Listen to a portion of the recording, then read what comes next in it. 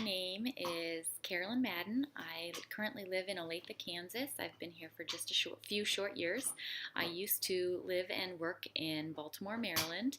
I worked in the inner city of West Baltimore at the historic Samuel Coleridge Taylor Elementary School. I was a kindergarten teacher and was licensed up to third grade in Maryland, and here I am licensed as well in the state of Kansas, I believe from K to 6. I am not currently using my degree or license in education right now because I am a stay-at-home mom. We moved to Kansas because of my husband's work was transferred, and I was pregnant at the time, so we now have a 2.5-year-old daughter as well as a 6-month-old daughter, and I will be home with them until they go to school because this is my passion. I love early childhood education. I love to see the wonder pop up on their faces when anything new comes across their world, and that's every day, and it's so exciting. So I'm here at KU taking the reading program, and I'm finishing up my eportfolio here to better enhance my interactions with my girls, yes, as well as I'll be opening a daycare and with the preschool curriculum here soon, as soon as my 6-month-old can sleep through the night and function a little bit better. So let's begin. I want to focus here on the standard 1.5. Let me read that to you. Model and apply technology standards as candidate designs, implements, and assesses learning experiences and environments to engage students and improve learning and enrich professional practice.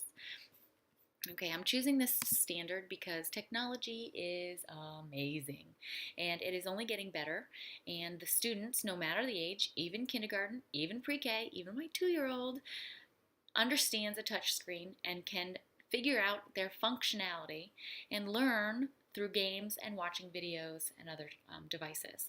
Okay, so this standard here on my eportfolio is really what I want to stand out, and the one that I've learned the most, maybe not the most, through this program, but I'm really taking a lot out of it, and it's really speaking to me. Even when I worked back in West Baltimore, I had students who were homeless. I had students who came from one of 9 children. I had students who really just didn't, it was a Title I school. 100% of my students didn't have, 100% of my students were on the free lunch program, and it was very low income community. And so, but these students still coming into kindergarten understood a touch screen and how to navigate the basic games and such that they were able to experience through computer lab. Now, I was at the historic building, and the electrical was a problem, and my particular classroom did not have access to the technology like a smart board. I had a projector, and I brought in my laptop, my personal laptop, so that they could view songs and videos from the curriculum there. Okay, but it is ever important, and it is ever growing, and I think that we need to stay up with the times as teachers, because if our students are coming in at such young ages understanding how to work technology, then we ourselves as teachers need to understand it as well to keep them engaged. Okay, so the artifacts that I'm including in this standard 1.5, I have the first one is from CNT 842. It's the timeline of educational events. I specifically chose events that emphasize the threads of literacy, of how teaching reading began way back when, and then through the times here, how it was emphasized and such. Now, the cool thing is with technology is that there are so many free programs out there to create anything. I'm serious. So I used a free program, Timeline.js, to upload my data from the events that I chose for the educational history. And it uploaded the data into a functional timeline with working arrow buttons. I uploaded pictures and added it and edited it as I saw fit and as was needed. And that's the amazing thing with technology. There are so many free programs today that I could go create my own website like we're doing for this eportfolio, or create my own timeline, which I did for that assignment. This is also adaptable to this classroom. eighth graders or high schoolers could be doing their own timelines for history classes or whatever. Um, a young child my age group, pre-K, kindergarten, and such, wouldn't be using this timeline or this program, but it is out there, and so are amazing other free programs. Okay, the second artifact I chose to go along with this standard of technology was the ebook from CNT 842. I believe that's right, 840. I apologize. Now, an ebook really was very daunting at first, frankly, because a book is a lot of work, period, to come up with the just the concept of it and how you're going to do it, and you have to write it for a certain amount of a certain target audience, obviously, the age group, the reading level. It's a lot of work, and then to be able to put that into the computer and make it online is also a lot of work, especially for those people, and I was one of them at the beginning of this program with KU, who thought technology was a little bit daunting, and it was out there, and I didn't use it, especially for this concept of creating a book, but I did it, and it really is incredible. My particular book was inspired by my daughter, my eldest daughter, Olivia. She was 14 months at the time and just beginning all her language. And of course, the tiger roars, the bear roars, and the lion roars. And that's what children learn first, are all their animals and their animal sounds. And the roar was just so prominent because it encompassed a lot of animals. But we were out and about, and she would always see something that would roar, and she'd be roaring. And so I wanted to create a book with her in mind, and I did. The Zoo Roars. Please, if you're viewing it, go and click on the link that I included on my website, because the embedded book on my eportfolio page for the technology does not have the audio attached. So this is one where you do need the audio. I read the story. I have uploaded audio for the roaring of all of those animals, as well as I have attached a couple videos and other sound clips for the video to come to life and become more interactive. And that, again, is the beauty of technology, because it is interactive. It's not just a teacher at the top of the class lecturing, or even just sitting on the carpet asking questions about a book. It's the book doing the work, and that itself is engaging. Now, this book assesses the readers as they go, because there's a text box at the bottom and questions that they can interact with and complete as they read it. There's also the helpers of the little icons at the bottom of each page that will also help the students. So really, this is no matter their level, as long as their reading level encompasses through it fits into the book. Second grade is what I aimed this for. It really is independent work that they can go through this, or with a partner, but it doesn't need the teacher. And that's the thing with technology today. More and more, they don't need the teacher, because the technology is there and it is interactive. And that's what the student wants. They want to be in charge. They want to be independent. They want to push the buttons and say, I know how to do this. Let's figure it out. Let's answer the questions.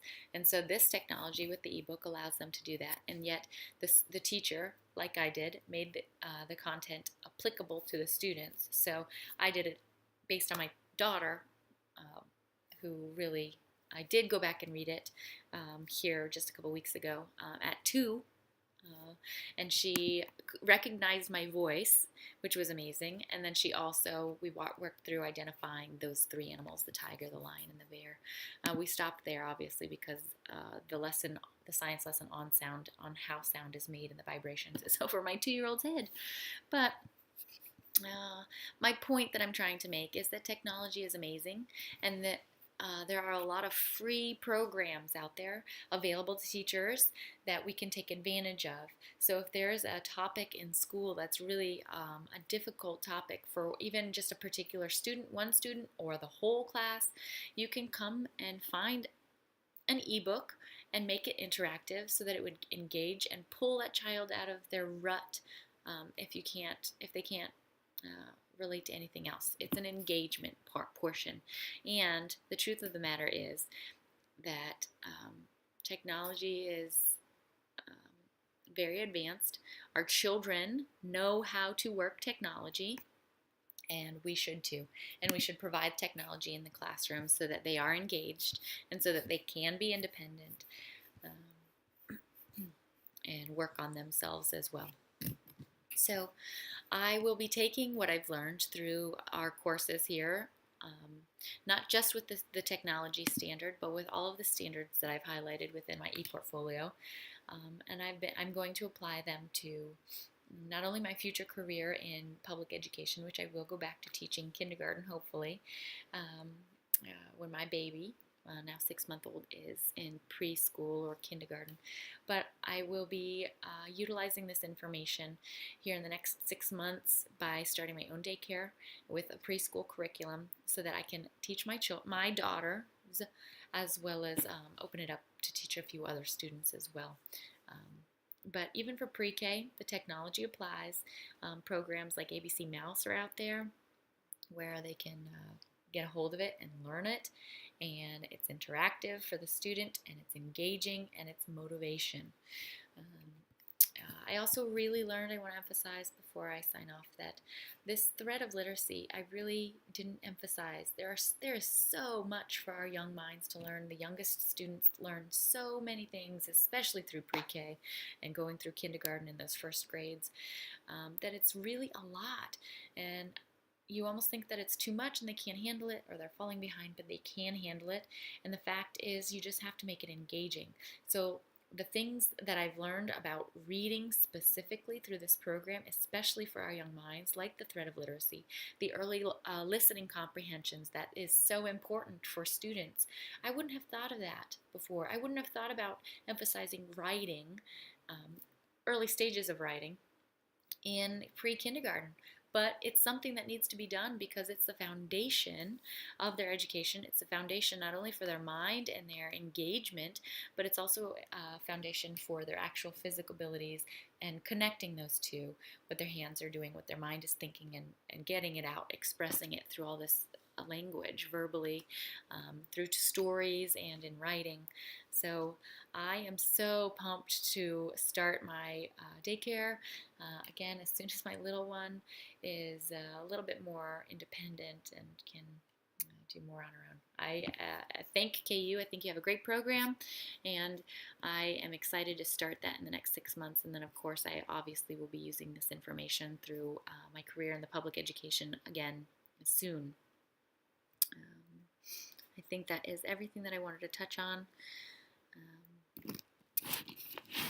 Just that the big ideas here with the technology is that it's available to everybody, even our youngest students and the teachers who can go out there, find those free programs, edit them, and make them their own and put them into the classroom so that it's pertinent for those students, whomever you're working with, high school, preschool, students with disabilities. You can find anything out there technology-wise that will be perfect for your target audience, no matter what your target audience is. Okay, and then my big takeaway is that technology is amazing. It doesn't have to be scary. You just have to break it down, and it is worthwhile once you do that. And so with technology as my emphasis here, but the bigger picture throughout this KU reading program is the threads of literacy and how they intersect and how important, vitally important they are from the foundation up through my 3-year-olds up to high school and adulthood. My specialty is working with our babies, and I love it, and I am excited to get started. Thank you. I hope that answered all